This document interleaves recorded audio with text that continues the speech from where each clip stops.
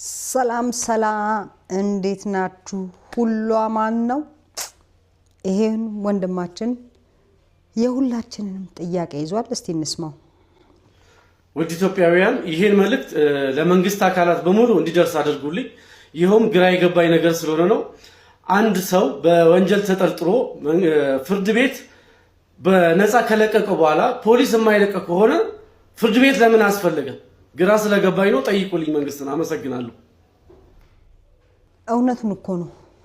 ፍርድ ቤት ለምን ያስፈልጋል ማለት ፍርድ ቤት ለምን ያስፈልጋል? የግብር ከፋዩ የኢትዮጵያ ሕዝብ ገንዘብ ለምን ይባክናል? በጠቅላይ አቃቢ ደሞዝ በየክልሉ በፌደራልም የዳኞች ደሞዝ ጸሐፊ ገለበሌ አጠቃላይ የዳኞች የፍርድ ቤት ሰራተኞች ደሞዝ ለምን ይባክናል? ምን ያደርጋል ፍርድ ቤት? ፍርድ ቤት ውሳኔ ይሰጣል፣ ነፃ ነህ ይልሃል፣ ፖሊስ አልፈታም ይልሃል፣ ፖሊስ ይጠረጥራል፣ መዝገብ ይከፍታል፣ አጣራው እያለ በየቀኑ ሌላ ቀን የሚጠይቀው። ከዛ በኋላ ደግሞ ፍርድ ቤቱ ሰልችቶት ማስረጃ ሲቀር መዝገቡን ዘግቶ እንትኑን በነፃ ሲያሰናብት ተጠርጣሪውን ፖሊስ አይለቅም። እኔ የምለው መንግስትን መንግስት ከሚያስብሉት 3 ነገሮች መካከል አንደኛው እኮ ፍርድ ቤት ነው። ህግ አውጪ፣ ህግ ተርጓሚና ህግ ፈጻሚ። ህግ አውጪው ፓርላማው ነው። ህግ ተርጓሚው የዳኝነት አካሉ ነው። ህግ ፈጻሚው ደግሞ በጠቅላይ ሚኒስትሩ ስር እንዳለ ያለው ላይን ፖሊስን ጨምሮ ማለት ነው። ህዝብ እንዲህ የሚግሏላ እንዲህ የሚሰቃይ ከሆነ ፖሊስ በግልጽ እንነጋገር። አንድን ሰው ገንዘብ ሙስና ፈልጎ አንድን ሰው ቢያስር ጠርጥሬ ያለው ብሎ ፖሊስ ከዛ ፍርድ ቤት ይወስደዋል፣ ጊዜ ቀጠሮ ይጠይቅበታል። ከዛ በጊዜ ቀጠሮ መሰረት ያቀርበዋል። ማስረጃ አላገኘውም ይላል። የተወሰነ ጊዜ ያህል ይሄዳል።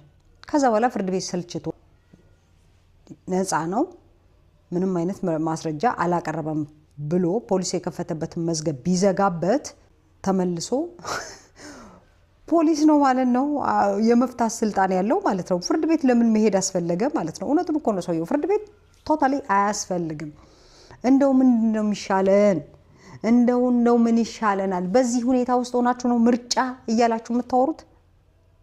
አልገባንም እኮ ምርጫ ነው ቅርጫ ነው በደንብ ይለየልን ማለት ነው። መረረው እኮ ኢትዮጵያ ውስጥ ደሃው መረረው፣ ሀብታሙ መረረው፣ ያለውም የሌለውም መረረው፣ ባለስልጣኑም የመንግስት ሰራተኛውም ሁሉም መረረው።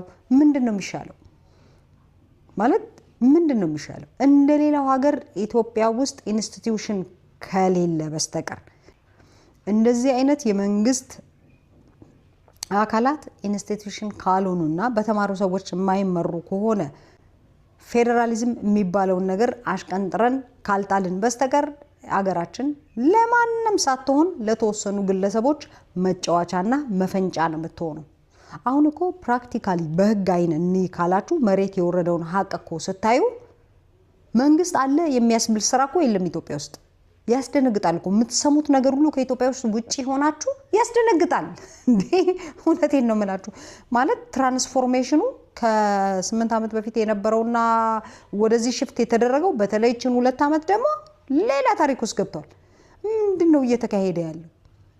ምንድነው? እውነቱን ነው። የፖሊስ ታዛዥነት ለፍርድ ቤት ካልሆነ ቀጥታ የጠቅላይ ሚኒስትሩን ስልጣን ለማስጠበቅ ብቻ ከሆነ ምንድነው የሚሰራው ፍርድ ቤት ነው? በቃ መልስ ስጡን። ፍርድ ቤት ምንድነው የሚሰራው?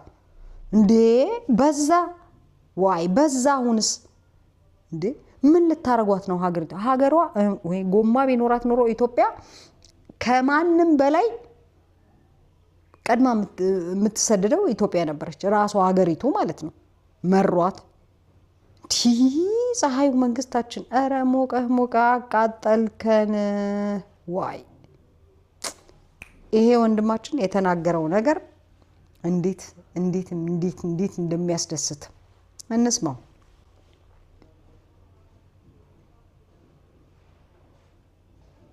ከኢራን ከእስራኤልና ከአሜሪካ ጎን የቆማችሁ ኢትዮጵያውያን በቃ ይደክማችኋል፣ ቁጭ በሉ።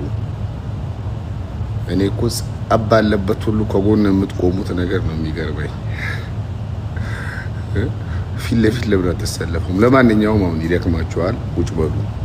ከኢራን ጎን ቆሜ ያለው፣ ከእስራኤል ጎን ቆሜ ያለው፣ ከአሜሪካ ጎን ቆሜ ያለው ምናምን ነገር የምትሉ ሰዎች ይደክማችኋል፣ ቁጭ በሉ። ሲጀመር እነዚህ ሀገሮች አያውቋችሁም።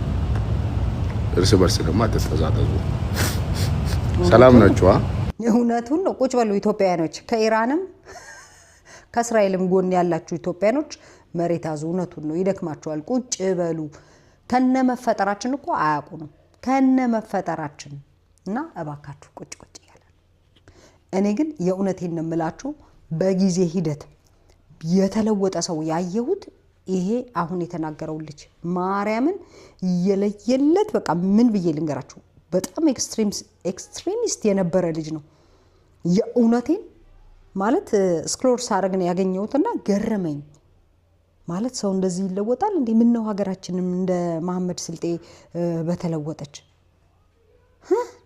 እንዲህ አይነት ለውጥ ያስፈልገናል። አስባችሁታል?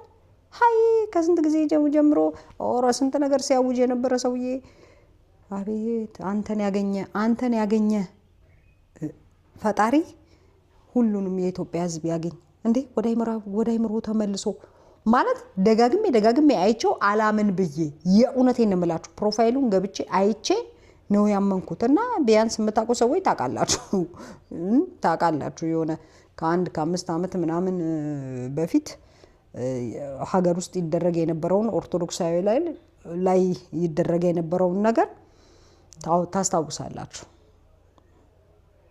ከባድ ጊዜ ነበር የታለፈው። አሁንም ከባድ ጊዜ ላይ ነው ያለነው። ግን ለውጥ እንደዚህ ልጅ ከሆነ በጣም ነው ደስ የሚለው። ሞጣ ቀራንዮን እንስማው በእናታችሁ። እኔ ሞጣን አደንቀዋለሁ። ማለት ቁም ነገር ብቻ በዛብንና ትንሽ ሞጣን ጣል እናርገው እንደጨው ተግባሩ ወይ ሞጣ እንዴት ነህ? የማን ዩኒፎርም ነው ይሄ? የኦሮሚያ ፖሊስ። የጎጃም ገበሬ ማቅንጮ ማረሻ የምትመስል ሰውዬ አንገቷ ፖሊስ፣ የኦሮሞ ፖሊስ ነው። አዎ ነው ሞጣ ነኝ። አዲስ የኦሮሞ ፖሊስ። አዎ እንዲህ ነን እኛ። ባለፈው ባህር ዳር ላይ ኢሬቻ ይከበራል ብለህ ነበር። መቼ ነው? እሱን ቀኑ እንድትቆርጥልን ነበረ አለው። አሁን ራሴ ነኝ እባክህ። አንተው አቋምሽ ልዩ ነው ደግሞ ተግባሩ። ስሙ ደግሞ ወሰዳችሁ። ምንድነው? መገርሳን ደብሮ ነው ተግባሩ ያልከው አይደለም? ባለፈው ኢሬቻ ባህር ዳር ላይ ይከበራል ስላልከው ቀኑ መቼ ነው? አንተ ሳይሆን ተናግሬያለሁ እንደሚከበር። አዎ ቀኑ እንድትቆርጥልን እኮ እንድንዘጋጅ። አዎ ከዚያ አንተ ኢሬቻ ስታስብ ሞጣ ቀራንዮ ቤተ መንግስቱን በ50 ወታደር ኢሬቻ አድርጌ እንደምገባ ግን ማን አልነገሩም ማለት ነው። ኢሬቻ በፊት እኔ ኢሬቻ አድርጌው ልገባል 4 ኪሎ ብዙ ነገር እየሰራ ነው አያገሬ ሰው። የምር በጣም ነው እኮ የሚያቆስል ሰው የሚያደብን ሰው በዛ ነዋል። ደግሞ የኢትዮጵያም ፖለቲካም ወይም ሌላም ነገር በጣም የሚረዳ ሰው ነውና ተግባር ያልከው መገርሳ አንሶ ነው ወይ?